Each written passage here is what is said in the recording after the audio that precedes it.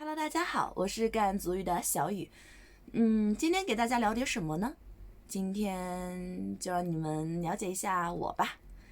想给你们讲一下，我是怎么进入足语这一行的。我呢，16岁的时候就出来打工了。在我的印象中啊，就是从小我爸爸的身体就不太好，基本上每天都是要吃药，然后隔三差五的就要去医院，所以从小我的家庭的一个经济就是比较困难。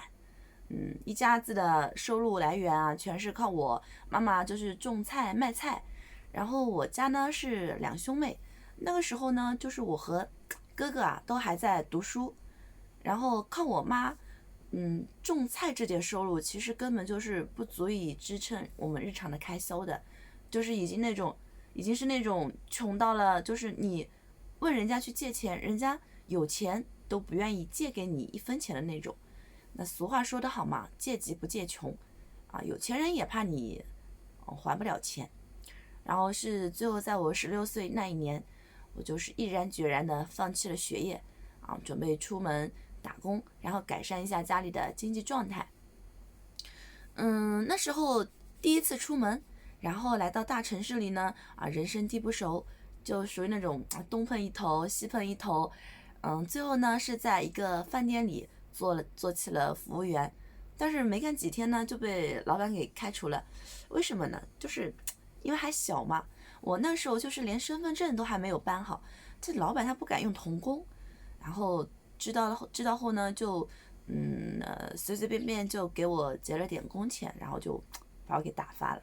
那最后是实在没有办法，然后我就想办法去办了一张假的身份证，然后呢就去厂里面打工。这打工呢一打就是打了2年。这个厂里的工作我跟你讲，真的不是人干的。工作时间长不说，工资也是贼低。那个时候我就非常的迷茫自己呢一没有什么文化，二没有什么技能，就不知道自己到底还能干点啥。难道就这一辈子在厂里面待着，然后就这样吗？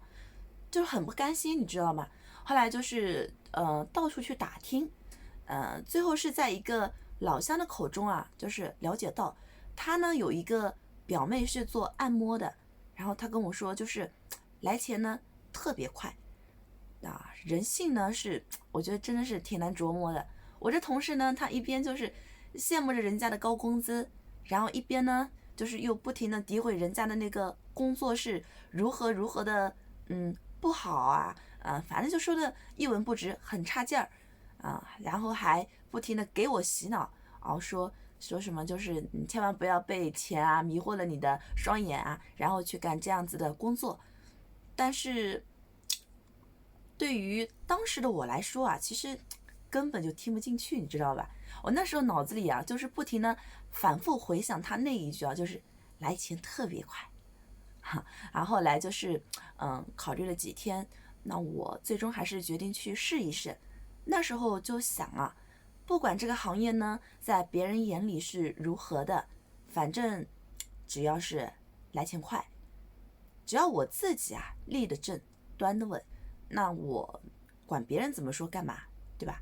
那到最后钱反正是我自己赚的，然后呢花也是我自己花的，到时候再买个车子衣锦还乡被别人羡慕的对象那不也还是我吗？反正谁也不知道我在外面做啥。再说足语也并没有你们想象当中的那么的不好。然后最后就是满怀憧憬的就是踏入了这个行业。那直到进入了这个行业，我才知道是隔行如隔山吧。那你问我后不后悔？其实也后悔，可是也好像没有后悔。在这种就是鱼龙混杂的地方待久了，其实也早就被社会打磨了棱角。当你踏入这个行业之后呢，你再想去转行的话，其实就特别特别的难，你知道吧？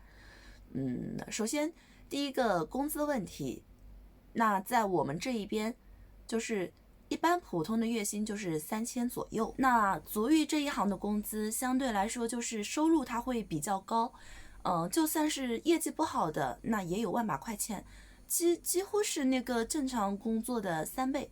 所以说，你说你弃行，其实工资这一块你心里就过不去了。那虽然说我干这行吧，名声可能不太好听，但是说句实话，也确实是靠着这一行，就是帮家里呢解决了很多的困难，所以，从这点来说的话，就是也不后悔。